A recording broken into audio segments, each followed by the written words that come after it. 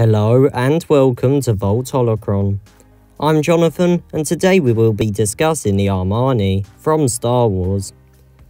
The Amani first appeared in Return of the Jedi with the character Amanaman, and although uncommon have shown up in a few other places since then.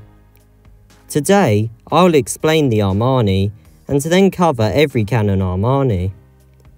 Just before I start, I would like to mention though that this video does include information from some unfinished Clone Wars episodes.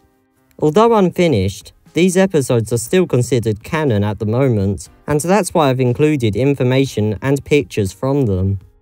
Anyway, let's get into the video. The Amani were a sentient species from Maradon, although some could be found in Utapau. They were tall and thin creatures, with yellow and green skin, which was coated in slime, long arms, which could reach the ground, large hands, a tail which they could hit things with, and an average height of 2 meters. They also had an average life expectancy of 90 years.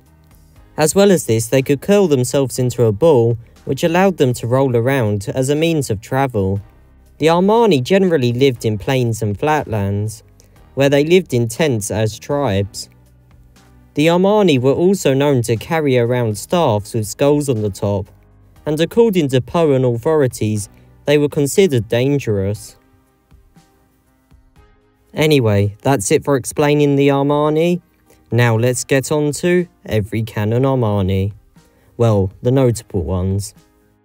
First up is Amanaman, a bounty hunter who could be found in Jabba's palace in the original trilogy era.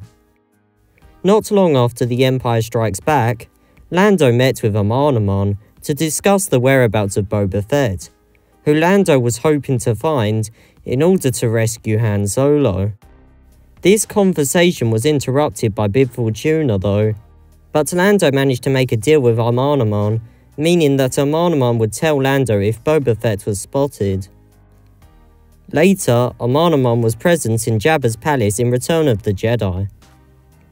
Next is Bina. Bina was a female Amani who ran the creature stall at Black Spire Outpost on Batuu.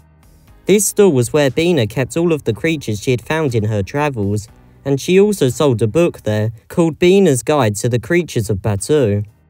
You can actually visit her creature stall yourself at Galaxy's Edge if you wish, but unfortunately Bina herself isn't there at the moment, instead leaving the shop to her assistants.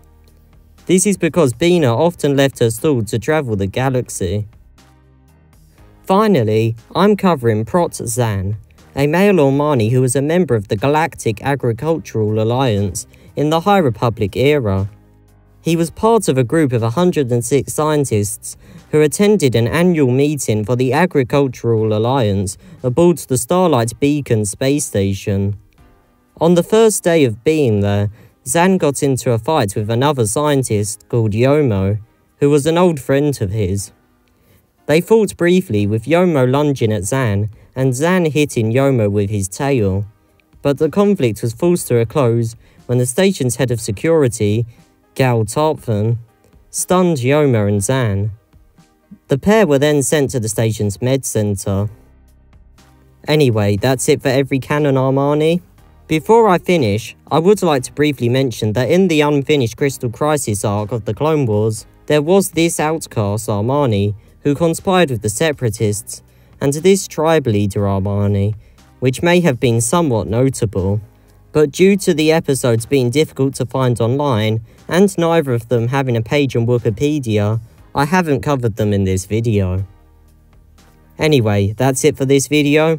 I hope you know at least a little more about the Amani now, and we hope to see you later at Vault Holocron.